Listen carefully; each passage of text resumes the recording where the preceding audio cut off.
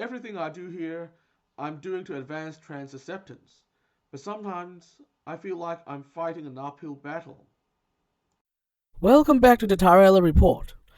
Today, I want to continue responding to a recent article by Andrew Sullivan on Substack titled A Truce Proposal in the Trans Wars.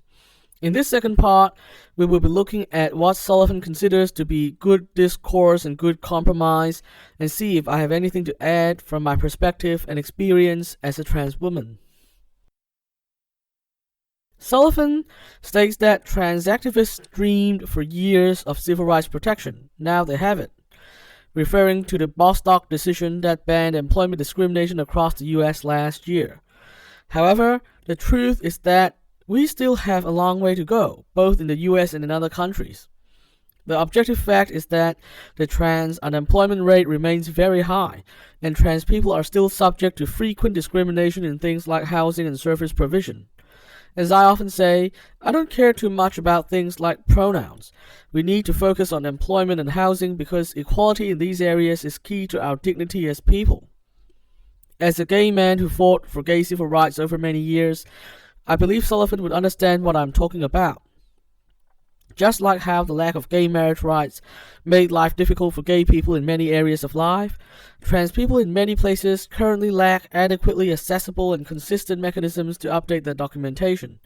This, in turn, often causes both a lack of confidence in seeking employment and associated services, and sometimes outright discrimination from being outed before they even get in the door for an interview. There's also a major problem around trans people being able to access the health care they need, with waiting lists being as long as 4 years or more in the UK, for example.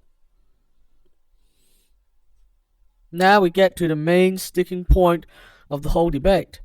Sullivan states it plainly, quote, defend the rights of both women and trans women. In the overwhelming majority of cases, there is no conflict. In the few where there are, compromise.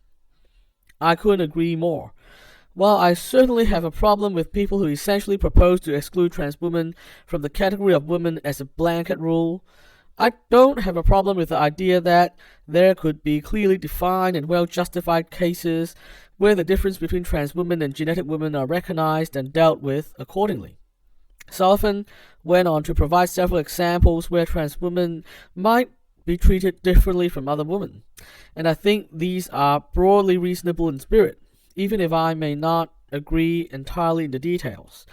I guess an important point that needs to be made is that even where trans women need to be treated differently from other women, their needs regarding safety and gender dysphoria should still be upheld. For example, even though it might not be appropriate to house trans women prisoners with other female prisoners, it still won't justify throwing them into the general male population or deny them the right to present as a woman. Sullivan appears to get this, so good on him, but too many people out there don't. Sullivan also states that, quote, most of the problems associated with trans people, a non-existent threat of sexual assaults in restrooms, for example, dissipate on inspection. Thanks, Andrew.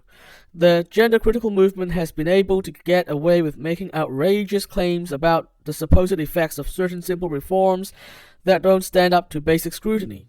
For example, a UK proposal to allow trans people an easier process to change their documents, which would help in things like housing and employment, was scuttled by claims that it would lead to predatory men being able to enter female bathrooms, as if bathrooms actually decide who can get in based on their ID. Another similarly groundless claim is that if the government allowed trans women to be identified as women, statistics of all kinds would be distorted by the supposed contamination of data about women. Given that women account for about 50% of the population and trans people account for only about 0.2% of the population, mathematically the inclusion of trans women can't make a meaningful difference in any case. Let's face it, claims like these are fundamentally rooted in a desire to exclude trans women from the category of women as a principle, based on ideological commitments, never mind that doing so would cause a lot of pain and trouble in the lives of trans women. I mean, I recognize that trans women are not exactly equivalent to genetic women, and where there are conflicts in rights claims, I'm more than willing to compromise. However, It is simply transphobic to have an ideology that is fundamentally committed to excluding trans women from the category of women as a rule, even when it is not justifiable to do so and it makes no practical sense to do so. Finally, Sullivan remains pessimistic that compromise solutions like the one he proposed will be taken seriously. Quote, I doubt these recommendations will have any appeal to the trans rights radicals or the Fox News right, he says. And I have to agree, reality being reality. However, I don't share his general pessimism because society isn't made up solely of the far left and the far right.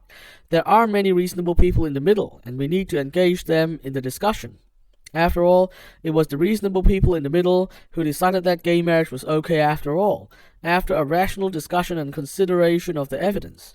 A similar discussion is yet to take place regarding trans issues. What I believe needs to happen is that we need to improve the understanding of trans issues among the general public. We need more trans media representation, but more importantly, it needs to reflect the full spectrum of experiences and opinions in the trans community, not just the activist voices that shout the loudest. Many people would be positively surprised by what diversity there actually is in the trans community. What also needs to happen is that we need to stop people from getting away with being intellectually lazy, or worse, being bad faith bigots. We need to stop accepting arguments from people who are simply against what another group supposedly wants, while not offering anything concrete or constructive of their own. For example, you can be against the position of certain trans activists, but you need to state what you are for instead, like Sullivan has done here. This is crucial to the development of good dialogue and the prevention of the formation of bad faith coalitions that are internally contradictory but simply exist to demonize common perceived enemies, which would just turn everything into an us versus them battle with no rational dialogue possible. For example, an alliance of skeptical atheists, the religious right, and gender-critical feminists against trans rights is simply transphobic and completely bad faith, and should be called out for that. We need to contrast their bad faith position with the good faith position of people like Sullivan. That's all for today. I'll be back next time to discuss another big idea. Subscribe if you want to follow my conversations with other thinkers across the cultural and political spectrum. And remember to resist conformity and stay positive. The world depends on it.